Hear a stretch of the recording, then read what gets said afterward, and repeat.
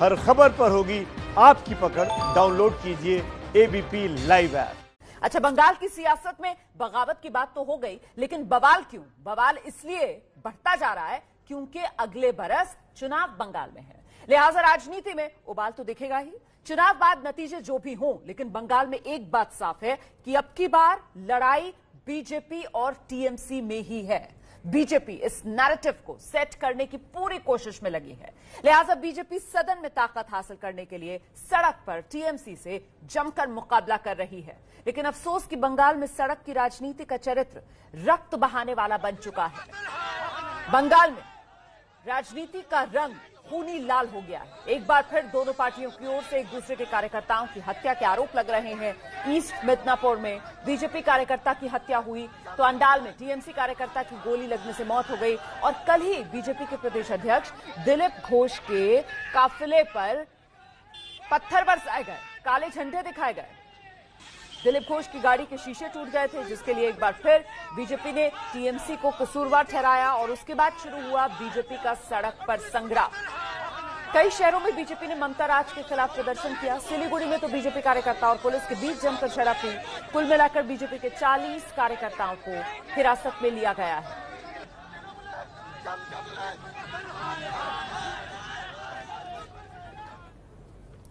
और इस वक्त बंगाल बीजेपी के अध्यक्ष दिलीप घोष जी हमारे साथ मौजूद हैं। दिलीप घोष जी, बहुत बहुत स्वागत आपका एबीपी न्यूज में। सर, सबसे पहले मैं चाहती हूं कि आप बताएं दर्शकों को कि आखिरकार बंगाल के अंदर ये खूनी संघर्ष क्यों देखने के लिए मिल रहा है राजनीति में? देखिए, ये कोई पहली बार नहीं हो रही है। कम्युनिस्टों ने हिंसा की राजनीति का आमदनी किया है, और केवल बंगाल में नहीं है। जहां जहां कम्युनिस्ट का राज था, त्रिपुरा में, केरल में, वहां भी ऐसे ही था।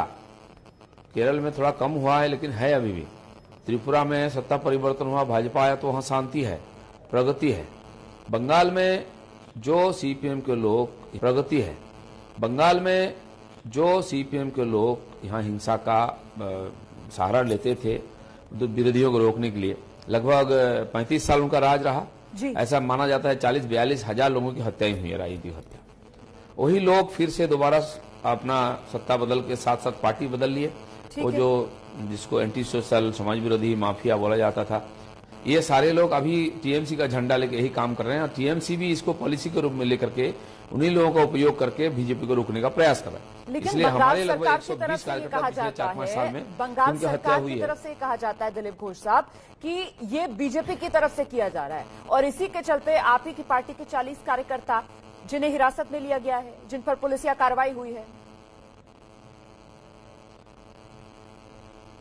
हमारे कार्यकर्ता तो कल जो प्रदर्शन कर रहे थे मेरे ऊपर अटैक होने के बाद, फिर उनको पुलिस ने अरेस्ट किया। जिला जिला में विरोध हुआ युवा मोर्चा की तरफ से। लेकिन यहाँ एक विशेष बात है, जहां भी होता है इस प्रकार घटना, पुलिस के सामने ही होता है। कल लगभग 4 जगह इस प्रकार हमारे साथ हुआ है जवाई गांव में, और सब जगह पुलिस भी खड़ी थी उनके सामने। इसके पहले मेरे गाड़ी 5-7 बार तोड़ा गया है, वो पुलिस के सामने ही हुआ है। तो पुलिस भी एक प्रकार जैसे टीएमसी कैडर की जैसे व्यवहार करता है। एक एफआईआर नहीं होता है। आप समझ सकते हैं, एक महिला के साथ बलात्कार होती है, वो थाना में जाती है और रात भर उसको बैठा के रखा जाता है कि एफआईआर नहीं लिया जाता है। उसके लिए फिर प्रदर्शन, आंदोलन करना पड़ता है कि एफआईआर लेना है। तो ये स्थिति है। और ये खाली हिंसा हमारे साथ नहीं है। अभी टीएमसी के अंदर जो घमासान लगा हुआ है, मुसल पर्व शुरू हो गया है।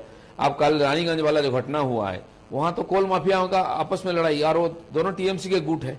उसमें गोली चल रही है, आम आदमी परेशान हो रहे हैं, उसमें मारे जा रहे हैं लोग। ये सब हो रही है। कानून व्यवस्था टूट चुकी है। इसके पहले टीएमसी के एमएलए की हत्या हुई थी, उनके चेयरमैन की हत्या हुई थी, और आपस में लोग एक दूसरे को दोषारोप करते हैं। और फिर हमारे एमएलए, हमारे कार्यकर्ता, अब दुर्गा पूजा के समय भी 5-6 कार्यकर्ता की हत्या हुई है। तो कोई रोक टोक नहीं है, कोई चुनाव कानून व्यवस्था नहीं है। एकदम चरम पर है हिंसा। मुझे लगता है कि जितना चुनाव आएगा हिंसा उतना बढ़ेगा, लोगों को डराने की प्रयास किया जाएगा।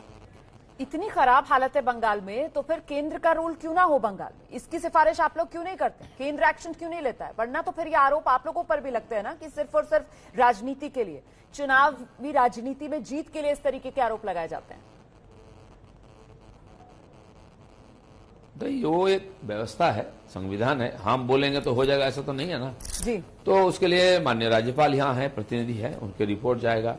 केंद्र सरकार है और महामहिम राष्ट्रपति जी हैं, संविधान के आधार पर इसका निर्णय होगा। अब परिस्थिति ऐसा उसी तरफ जा रही है। मुझे भी लग रहा है कि ममता बनर्जी भी एक प्रकार इस प्रकार भय आतंक का वातावरण बना करके 356 लागू करने के लिए सरकार को मजबूर करेंगे और वो अपने को शहीद बनाकर फिर दोबारा चुनाव जीतने की प्रयास कर रहे हैं। ये भी उनका एक योजना बन सकता है। आप बड़ी बात कह रहे हैं। आप ये कह रहे हैं कि इस तरीके के हालात बन रहे हैं कि राष्ट्रपति शासन बंगाल में लागू हो जाए, आप ये कह रहे हैं? क्योंकि अभी आपने ये भी कहा कि बंगाल पुलिस जो है वो टीएमसी के कैडर की तरह काम कर रही है, कानून व्यवस्था का नामो निशान नहीं है कोई बंगाल में। बिल्कुल बिल्कुल, और इसीलिए परिस्थिति उसी तरफ जा रही है। हम नहीं, आम नागरिक, दूसरे विरोधी पार्टी भी अब ये डिमांड करने लगे हैं कि यहाँ ये सरकार जब तक रहेगा आम चुनाव, यहाँ निष्पक्ष चुनाव नहीं हो पाएगा। इसलिए चुनाव भी ठीक से हो, इसलिए यहाँ 356 लागू होना चाहिए। आपको मालूम होगा 2-2.5 साल पहले यहाँ पंचायत चुनाव हुआ था, उसमें लोगों को नॉमिनेशन भरने नहीं दिया। बीडीओ ऑफिस में जहां नॉमिनेशन होता है उसको 7 दिन तक घेर के रखे, पुलिस और गुंडा मिल करके बिरयानी बनते रहा, वहां खाते रहे लोग और घेराव करते रहे। 34% सीट्स में कोई नॉमिनेशन भरने नहीं जा पाया, हाथ पांव तोड़ दिया हमारे लोगों को। तो ये स्थिति है। और चुनाव में वोटिंग करने, जहां स्टेट पुलिस के द्वारा चुनाव होता है वहां चाहे म्यूनिसिपैलिटी हो, कॉर्पोरेशन हो या तो पंचायत, वहां लोगों को घर से निकलने नहीं दिया जाता है, चुनाव में वोट डालने नहीं दिया जाता है। इसलिए लोगों के मन में जो रोष था वो लोकसभा चुनाव में लोगों को मौका मिला, लोगों ने दिखाया। 2 करोड़ 30 लाख लोग हमको वोट दिया है।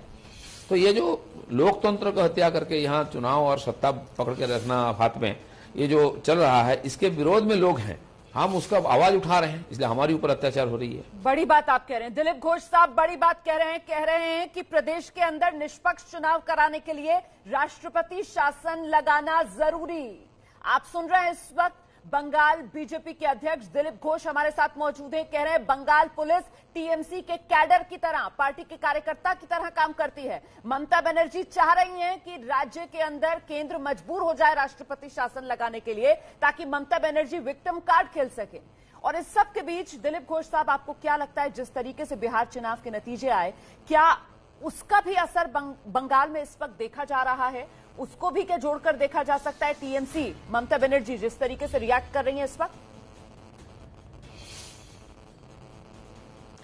हाँ बिल्कुल, जबकि आज की परिस्थिति ऐसी हुई है कि चुनाव सामने है, बंगाल में हर चीज की यहाँ प्रभाव होने वाली है। और बिहार हमारे सीमावर्ती प्रदेश है, वहाँ की चुनाव का जो प्रभाव यहाँ भी आना है। और आप लोगों के माध्यम से हर चीज पहुंचता है, सब जगह मीडिया के माध्यम से लोग रूबरू होते हैं। तो नेचुरली आजकल लोग बहुत कॉन्शियस है, अलग अलग माध्यमों से लोग खबर लेते हैं। और बंगाल में जबकि लोग परिवर्तन चाह रहे हैं, एक हमको गति देने के लिए घटना है। ऐसे तो 4 बार हम जीत चुके हैं बिहार में, तो उसका अगर सीधा सीधा प्रभाव होता तो हम पहले बंगाल जीत जाते। लेकिन आज हमारे कार्यकर्ता इतना सक्षम है, संगठन इतनी विस्तृत हो गया है और इतनी लड़ाई खून और पसीना बहाकर लड़ाई कर रहे हैं, बलिदान दे रहे हैं, तो बंगाल के लोगों का जो विश्वास हम जीता है। और इसीलिए 2 करोड़ 30 लाख लोग हमको चुनाव में वोट दिया है लोकसभा में, और 18 सदस्यों को उन्होंने दिल्ली भेजा है। तो इसलिए आज उम्मीद है, और इस अनुकूल वातावरण का फायदा लेने के लिए हमारी संगठन भी तैयार है, हमारे कार्यकर्ता भी तैयार है। हमारे कार्यकर्ता सारे युवा है, कहीं भी प्रोग्राम में आप देख लीजिए, सारे के सारे 35-40 के नीचे की उम्र के कार्यकर्ता जो अपना भविष्य सुधारना चाहते हैं बीजेपी के माध्यम से, इसलिए बंगाल में राजनीतिक परिवर्तन लाना चाहते हैं। बिल्कुल, विश्वास की आपने बात की सर। विश्वास तो इतना कि टीएमसी के नेताओं के नाम सामने आने लगते हैं जो बीजेपी पर इस वक्त विश्वास जता रहे हैं टीएमसी के बजाय। और ऐसे में शुभेंदु अधिकारी का भी एक नाम बार बार सामने आ रहा है। शुभेंदु अधिकारी, क्या आप बीजेपी ज्वाइन करेंगे? ये तो हम नहीं बता सकते, मेरे से कोई बात भी नहीं हुई है। लेकिन एक इस प्रकार वातावरण बन रही, खाली शुभेंदु अधिकारी नहीं है, वो प्रभावी नेता है, मंत्री है यहाँ, तो ट्रांसपोर्ट मिनिस्टर उनका नाम हमेशा आता है, क्योंकि वो नंदीग्राम आंदोलन से वो नेतृत्व दिया है, एक प्रभावी चेहरा है और हमारे चीफ मिनिस्टर की बहुत नजदीक माना जाता था। लेकिन और भी 4-5 ऐसे विधायक हैं जो इस प्रकार बात कर चुके हैं, तो बहुत परिचित नहीं है, इसलिए उनका चर्चा कम होता है। और बार बार वो इस प्रकार बात कर रहे हैं। कोई बोलता है कि दम घुटता है इस पार्टी में, कोई बोलता है कि ये पार्टी में कोई व्यवस्था नहीं है, कि मान सम्मान नहीं है, तो कानून व्यवस्था बिगड़ रही, वो भी सुरक्षित नहीं है। उनके नेताओं के नाम पर भी बहुत केसेस है कि वो पार्टी छोड़कर ना चले जाए, उनके साथ पुलिस देकर रखा गया है कि उनको हमेशा नजर में रखा जाए। तो इस प्रकार एक घेराबंदी बना करके हर व्यक्ति को एक नजर में रख करके, कम्युनिस्ट स्टेट में जैसा होता था, और उसी प्रकार निगरानी में रख करके सबका स्वतंत्रता, व्यक्तिगत जो स्वतंत्रता है उसको भी छीन लिया है सरकार ने। हम तो ऐसे हैं विरोधी नेता कि हमारे ऊपर अत्याचार होता ही है, आज वो हमको बोलते हैं अरे तुम तो विरोधी हो, तुम पर अत्याचार रहना कोई बड़ी बात नहीं, लेकिन हम पार्टी में रहते हुए भी हमारे ऊपर ऐसा ही होता है। कोई किसी का ऊपर विश्वास नहीं है, कोई व्यवस्था नहीं है और लोग एक बार दहशत में जी रहे हैं। सर चलते चलते एक अंतिम सवाल ये कि वो पिछले दिनों आपका जो बयान आया वो बहुत चर्चित हुआ, जिसमें आप हाथ पैर तोड़ने की बात कर रहे थे, शमशान तक पहुंचा देने की बात कर रहे थे। उस बयान पर अभी भी आप कायम हैं या आपको लगता है कि वो बयान देकर आपने कहीं गलती की है? नहीं, बयान का आप लोगों ने हमेशा थोड़ा सा भाषांतर में गड़बड़ कर देते हैं। बयान कुछ नहीं था। मैंने बोला कि इस बार की चुनाव आते ही बंगाल में लोग पूछते हैं कि दादा हम वोट डाल पाएंगे। मैंने बोला आप जरूर वोट डालेंगे, क्योंकि दीदी का पुलिस से चुनाव नहीं होगा, दादा का पुलिस से होगा। सेंट्रल फोर्स के द्वारा चुनाव होगा यहाँ और उनके हाथ में डंडा भी होगा, बंदूक भी होगा। तो कोई गड़बड़ करेगा तो डंडा भी पड़ेगा, गोली भी चलेगा जी। ये मेरा कहना था। हम कोई मारपीट करने जा रहे हैं, हम हिंसा में विश्वास नहीं करते हैं। अगर होता तो हमारे पास इतनी ताकत है कि सबका मुंह तोड़ जवाब दे सकते हैं, लेकिन लोकतंत्र में हिंसा की कोई जगह नहीं है। पूरा देश में हमने परिवर्तन किया है लोकतंत्र के माध्यम से। हमारी विश्वास है, लोगों का भी लोकतंत्र में विश्वास है और लोकतंत्र का अधिकार सबको मिले, इसकी सुनिश्चित होनी चाहिए। और ये होना चाहिए, ये तभी होगा सेंट्रल फोर्स के द्वारा यहाँ चुनाव हो या तो राष्ट्रपति शासन लागू हो, नहीं तो लोग अपना लोकतांत्रिक अधिकार को प्रयोग नहीं कर पाएंगे। बहुत बढ़िया बात दिलीप घोष साहब। और बस एक अंतिम सवाल सर, क्योंकि बंगाल के अंदर ममता बनर्जी इतना बड़ा चेहरा है, उनके सामने बीजेपी के पास क्या चेहरे की कमी ये खलेगी जब चुनाव में आमना सामना होगा टीएमसी के साथ? क्या चेहरा आगे रखकर बीजेपी चुनाव लड़ेगी बंगाल में या फिर चेहरा सिर्फ पीएम मोदी का ही होगा? देखिए, एक ही चेहरा उनके पास है और वो चेहरा भी आज मलिन हो गया है।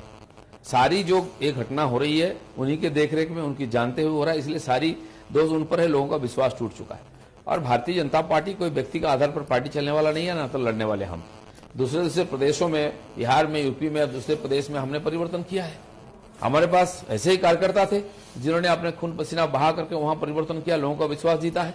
बंगाल उसी रास्ता में जा रही है। हमारे कलेक्टिव लीडरशिप होती है, चुनाव होता है, फिर हमारे जो प्रतिनिधि वो तय करते हैं कौन होगा, केंद्रीय दल तय करते हैं कौन होगा और हमारे वरिष्ठ नेता है वो इस मामले में पार्लियामेंट्री पार्टी, हमारे अध्यक्ष जी, माननीय ऐसे वरिष्ठ नेता माननीय प्रधानमंत्री माननीय अमित भाई हैं, जिन लोग हमारे अभिभावक हैं, इस मामले में निर्णय करने का अधिकार उनके पास है। बहुत बहुत धन्यवाद, हमको जो आदेश दिया गया, बहुत धन्यवाद हमारे साथ जुड़ने के लिए और हर सवाल का इतनी बेबाकी से जवाब देने के लिए। तो बंगाल बीजेपी के अध्यक्ष दिलीप घोष को आप सुन रहे थे। अच्छा, दिलीप घोष की तरफ से बड़ी बात यह कही गई है कि निष्पक्ष चुनाव हो बंगाल में, जो अगले साल होने अप्रैल मई में, उसके लिए जरूरी है कि प्रदेश में राष्ट्रपति शासन लगे।